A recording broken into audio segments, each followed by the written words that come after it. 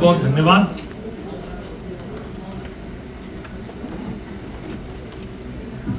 मैं सबसे पहले आप सबके समक्ष भारतीय जनता पार्टी की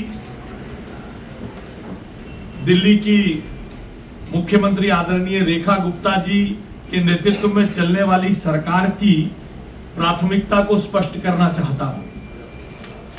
हमारी पहली और सबसे बड़ी प्राथमिकता है कि हम दिल्ली में किसी भी तरह का कमर्शियलाइजेशन ऑफ एजुकेशन बर्दाश्त नहीं करेंगे और दिल्ली के बच्चों का, दिल्ली के अभिभावकों का हित हमारे लिए सर्वोपरि है। मुख्यमंत्री जी की सरकार की प्राथमिकता है कि दिल्ली के बच्चों के हितों को सुरक्षित रखा जाए। मित्रों, हमने आपके सामने बार बार यह कहा है कि हम बहुत बड़ी अपेक्षाओं के बोझ को अपने सर पर, अपने कंधों पर लेकर दिल्ली का प्रशासन चला रहे हैं। इसलिए मुख्यमंत्री जी के नेतृत्व में उनकी पूरी कैबिनेट पॉजिटिव माइंडसेट के साथ समस्याओं का समाधान करने के लिए दिन रात कार्यरत है। स्कूल का बार बार नाम ले रहे हैं।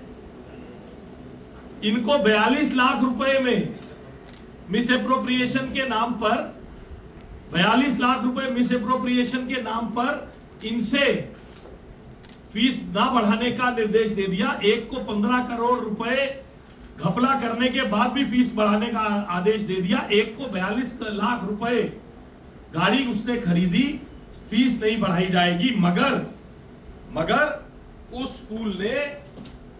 स्कूल ने एंजल पब्लिक स्कूल ने 22-23 में फिर भी 14% फीस बढ़ा दी। कोई कार्रवाई नहीं हुई साहब, कोई कार्रवाई नहीं। सलवान पब्लिक स्कूल का बार बार नाम ले रहे हैं मनीष सिसोदिया जी, आतिशी मरलीना जी। इस स्कूल को भी 1 करोड़ 67 लाख रुपए की मिस एप्रोप्रिएशन पकड़ी गई। इस स्कूल ने भी 23-24 में 23.84% और 24-25 में 14.68% फीस बढ़ा दी। और यह सरकार कहती है कि फीस भारतीय जनता पार्टी ने बढ़वा दी।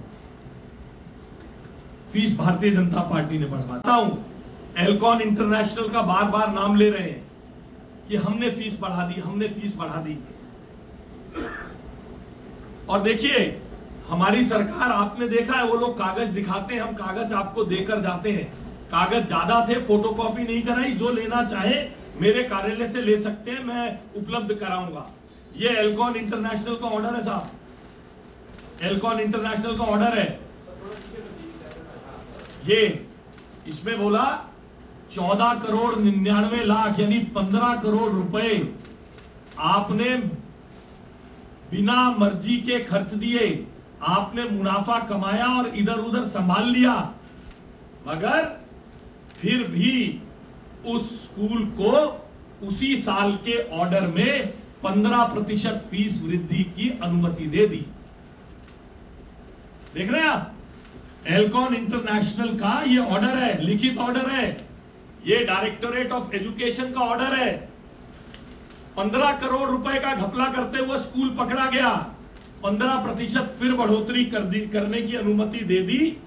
और 2024-25 में इसी स्कूल ने 15% की अनुमति जब 22-23 में दी तो 36% बढ़ा दी। और अब 24-25 में 13% फीस एल्कॉन स्कूल ने बढ़ाई। सरकार शिक्षा क्रांति के जनक और बड़ी बड़ी बातें करके चुनौती देने वाली आतिशी मरलीना जी की थी, वो मुख्यमंत्री थी 24-25। फीस बढ़ गई। ऑर्डर में 15 करोड़ रुपए का घपला पकड़ा गया, फिर भी फीस बढ़ गई, फिर ये कहते हैं कि फीस हमने बढ़ा दी। मैं चुनौती देता हूं पूरी जिम्मेदारी के साथ,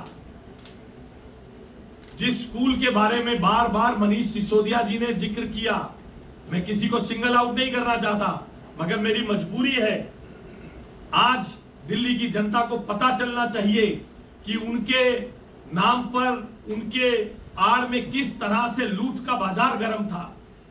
जिसका मन आता था उसको फीस बढ़ाने की इजाजत देते थे। अंडर द टेबल कौन कौन लेता था, इसकी जांच हम करवाएंगे। मैं आपके रिकॉर्ड पर बता रहा हूं, इसकी जांच भारतीय जनता पार्टी की रेखा गुप्ता जी की सरकार कराएगी, मुख्यमंत्री जी की सरकार कराएगी कि किस किसने उसमें भ्रष्टाचार किया है। हम किसी भी तरह की अनैतिक बढ़ोतरी नहीं होने देंगे। ये मैं आपके समक्ष दिल्ली की जनता को आपके माध्यम से बताना चाहता हूं कि हम पिछली सरकार लीगेसी में हमें क्या देके गई, उसकी वजह से क्या हो रहा है, ये ना कहकर उसका समाधान जनता के सामने प्रस्तुत करें। मुख्यमंत्री जी के नेतृत्व में हम सब इसी में लगे हैं, मगर करें क्या? बार बार गले पे अंगूठा रख के गला दबाकर, अगर आप हमारे मुंह से निकलवाना ही चाहते हो तो हमारी भी मजबूरी है। हम नहीं चाहते थे कि शिक्षा व्यवस्था का वो हालात, स्कूल विद्या के मंदिर होते हैं, विद्या के मंदिरों में किस तरह का इस सचिवालय में बैठकर पिछली सरकार के नेता भ्रष्टाचार कर रहे थे। उन सेक्रेड इंस्टीट्यूशंस को, विद्या के मंदिर की बुराई लोगों के सामने न जाए, इसलिए हम 3 दिन से धैर्यपूर्वक समाधान करने में लगे थे। मगर आपको याद है, चुनाव हारते ही, चुनाव 20 में हम भी हारे थे, कई साल से हार रहे थे, मगर लोगों ने बेरोजगार नेताओं वाले चैनल बना लिए थे। तो बेरोजगार नेताओं को कुछ कुछ करना है। और मुझे आज आम आदमी पार्टी के कुछ विधायक बता रहे थे कि अब आम आदमी पार्टी के नेताओं को बोझा लगने लग गया है अरविंद केजरीवाल जी को धोते रहना। इसलिए रोज उनके नेता कुछ ऐसा काम करने आते हैं कि हम कागजों के सबूत के साथ उनके हर क्लेम का पोल खोल दें। पहले बिजली के संदर्भ में मैंने आप सबको दिखाया, बिजली के संदर्भ में किस तरह से आउटेजेस की बात थी, आप सबने देखा। उस दिन के बाद से किसी ने नहीं कहा 5 घंटे बिजली। रोज 2-4 ट्वीट अपने बॉट आर्मी से करा रहे हैं और उसको रीट्वीट कर रहे हैं। का भी नाम ले रहे हैं साहब। लैंसर कॉन्वेंट पर भी इसी तरीके से 4 करोड़ रुपए से ज्यादा घपले में खर्चने का आरोप था। लैंसर कॉन्वेंट ने भी 34% फीस 24-25 में बढ़ा दी। इसके ऊपर कोई कार्रवाई इनकी सरकार ने नहीं की। मैंने आपसे पहले कहा, स्कूलों के बाजारीकरण, एजुकेशन के कमर्शियलाइजेशन को हम नहीं चलने देंगे। देखिए, आपके माध्यम से दिल्ली की जनता को पता चलना चाहिए, 1973 का स्कूल एक्ट है। मुट्ठी भर स्कूल होते थे 1973 में प्राइवेट।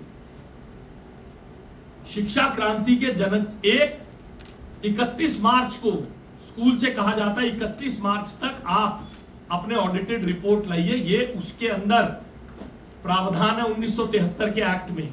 आज अभी आतिशी मरलीना जी ने भी कहा और शिक्षा क्रांति के जनक मनीष सिसोदिया जी भी कह रहे थे, हम तो सीएजी ऑडिटर से ऑडिट कराते हैं। मैंने आपको कितने स्कूल बताए मैडम, आपने लिखा कितने स्कूल बताए मैंने दिल्ली में प्राइवेट स्कूल है? 1677। आपको मैं जिम्मेदारी से कह रहा हूं, आरटीआई लगाइए। और अगर ये गलत हो तो आतिशी मरलीना जी जिस मंच पर चाहे चर्चा करें दिल्ली की जनता से, कैसे उन लोगों ने स्कूल्स को ब्लैकमेल करके आपके परिवारों के बच्चों से पैसे वसूलवाए और अपने खजाने भरे। इन सब ने 1677 स्कूल में एक्ट मैंडेट करता है हर स्कूल का ऑडिट होना चाहिए। जो मनीष सिसोदिया जी यहां पर बैठकर दिल्ली में दिल्ली की जनता को झूठ बोल रहे हैं, केवल 10 साल में केवल 10 साल में केवल और केवल प्रति वर्ष 75 स्कूलों का ऑडिट होता है, 75 स्कूलों का। दिल्ली स्कूल एक्ट 1973 मैंडेट करता है कि हर स्कूल का ऑडिट होना चाहिए। दिल्ली स्कूल एक्ट मैंडेट करता है हर वर्ष जनरल इंस्पेक्शन होनी चाहिए। स्कूल कैसे करिकुलम का इंप्लीमेंटेशन कर रहा है, कैसे डिसिप्लिन बना रहा है, कैसे सेक्शन 193 के तहत। और 10 दिन के अंदर दिल्ली की जनता को मैं बताता हूं किस किस स्कूल ने पिछले सालों में कितनी फीस बढ़ाई। हम 10 दिन के अंदर इस डाटा को कंपाइल करके एजुकेशन विभाग की वेबसाइट पर डाल देंगे, ताकि उन्हें पता चले ये जो झूठ का नैरेटिव बेचा जा रहा है, ये जो झूठ का नैरेटिव बेचा जा रहा है कि हमने फीस नहीं बढ़ने दी, फीस नहीं बढ़ने दी। फीस बढ़ी, अंडर द टेबल लेन देन करके बढ़ी, और जनता तब भी चिल्लाती थी। ये डीपीएस के इतने सारे कागज गवाह है, जनता तब भी चिल्लाती थी, ये लोग सुनते नहीं थे। 62 विधायकों के रुआब में कभी इसके ऊपर कार्रवाई नहीं की। मार्गरेट सीनियर सेकेंडरी स्कूल 21-22 में 20-21 में 30%, 21-22 में 20%, 22-23 में 20%, 23-24 में 10% फीस बढ़ी।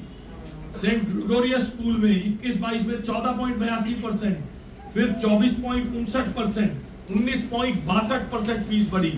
पिनाकल स्कूल में 3 साल से लगातार 10% फीस बढ़ रही है हर साल।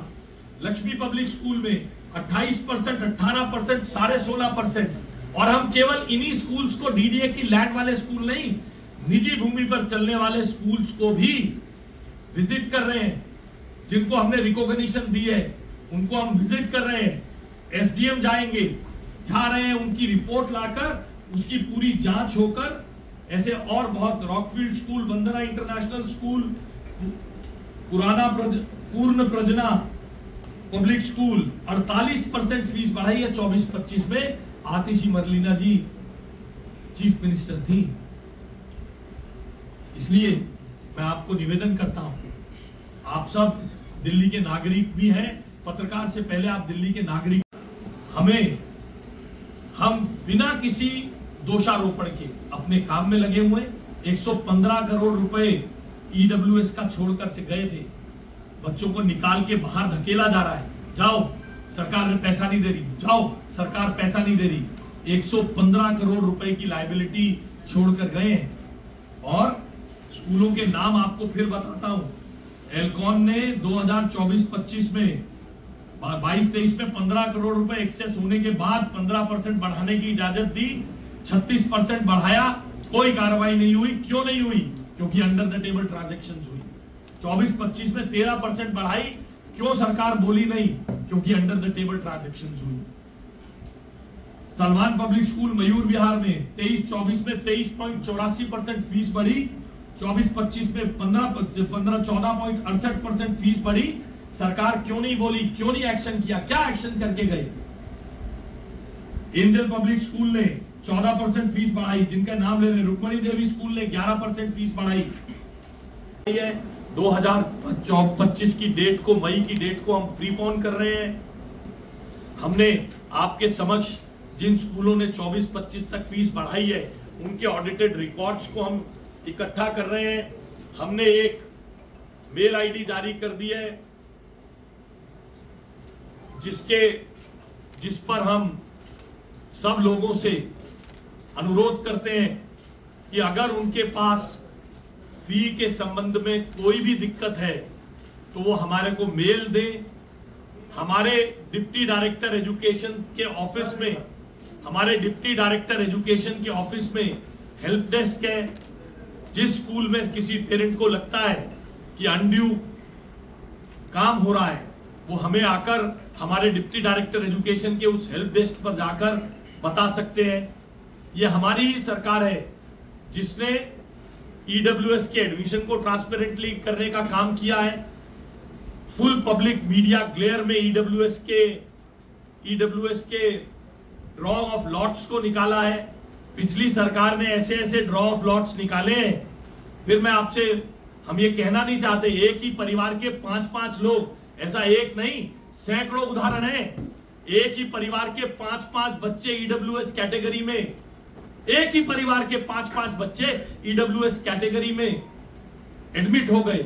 ये रेखा गुप्ता जी की, मुख्यमंत्री जी की सरकार है जिसने इसकी पारदर्शिता सुनिश्चित की है। अगर उन्होंने इतना ही अच्छा किया था तो मनीष सिसोदिया को अपनी सीट छोड़कर नहीं भागना चाहिए था और दिल्ली की जनता को मनीष सिसोदिया जी के इस शिक्षा मॉडल को नकारना नहीं चाहिए था। उन्हें भी हराया और जिस सीट को वो छोड़कर गए वो भी हारे और अरविंद केजरीवाल जी भी हारे। ये मॉडल दिल्ली की जनता रिजेक्ट कर चुकी है। अब मैं तथ्यों के साथ आपके समक्ष कुछ बातें रखना चाहता हूं। दिल्ली में 1677 प्राइवेट स्कूल हैं। इनमें से 335 सरकारी लैंड पर है, जिनके लिए 1973 के दिल्ली स्कूल एक्ट के अनुसार उनकी लैंड में यह कंडीशन है कि उन्हें राज्य सरकार से अनुमति लेनी है और 114 स्कूल ऐसे हैं जिनको अनुमति लेने के लिए कोई बाध्यता नहीं है, मगर 1677 स्कूल हैं। आज तक उन अनऑथोराइज्ड कॉलोनी में प्राइवेट लैंड पर अपनी निजी भूमि पर स्कूल चलाने वालों के संदर्भ में कभी आपने सुना है? तथाकथित शिक्षा क्रांति के जनक को बात करते हुए देखिए, हम पर आरोप लगाया जा रहा है कि दिल्ली में स्कूलों की फीस बढ़ाने में हम साजिश कर रहे हैं। हम पर आरोप लगाया जा रहा है, अपने दावे किए जा रहे हैं कि हम तो बड़े बड़े वकील खड़ा करके केस जीत के आ जाते थे। आज आपके माध्यम से मैं दिल्ली की जनता को बताना चाहता हूं, 2004 में मॉडर्न स्कूल के केस में सुप्रीम कोर्ट ने यह बाध्यता कर दी थी कि दिल्ली की कोई भी स्कूल फीस बढ़ाने से पहले डायरेक्टरेट ऑफ एजुकेशन से इजाजत लेगा। इतने बड़े बड़े वकील खड़े किए थे, इतने बड़े बड़े वकील कि 2024 में बड़ी कोर्ट का ऑर्डर हाई कोर्ट में हरवाया है, जिसमें यह ऑर्डर लेकर आ गए कि कोई बाध्यता नहीं है दिल्ली के स्कूलों की फीस बढ़ाने के लिए डायरेक्टर एजुकेशन से पूछने की। अगर उन्होंने इतना ही अच्छा किया था तो मनीष सिसोदिया को अपनी सीट छोड़कर नहीं भागना चाहिए था और दिल्ली की जनता को मनीष सिसोदिया जी के इस शिक्षा मॉडल को नकारना नहीं चाहिए था। उन्हें भी हराया और जिस सीट को वो छोड़कर गए वो भी हारे और अरविंद केजरीवाल जी भी हारे। ये मॉडल दिल्ली की जनता रिजेक्ट कर चुकी है।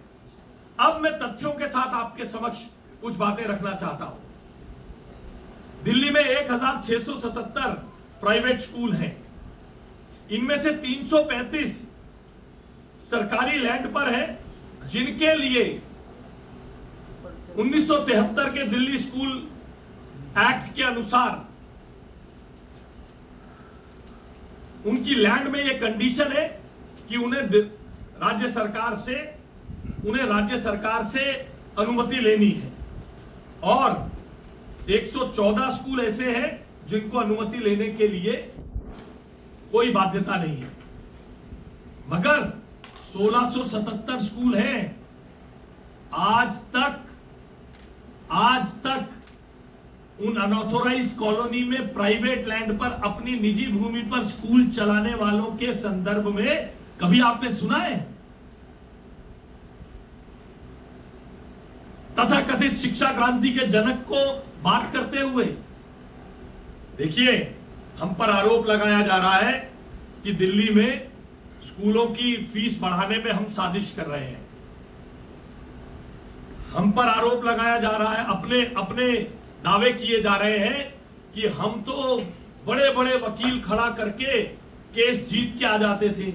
आज आपके माध्यम से मैं दिल्ली की जनता को बताना चाहता हूं, 2004 में मॉडर्न स्कूल के केस में सुप्रीम कोर्ट ने यह बाध्यता कर दी थी कि दिल्ली की कोई भी स्कूल फीस बढ़ाने से पहले डायरेक्टरेट ऑफ एजुकेशन से इजाजत लेगा।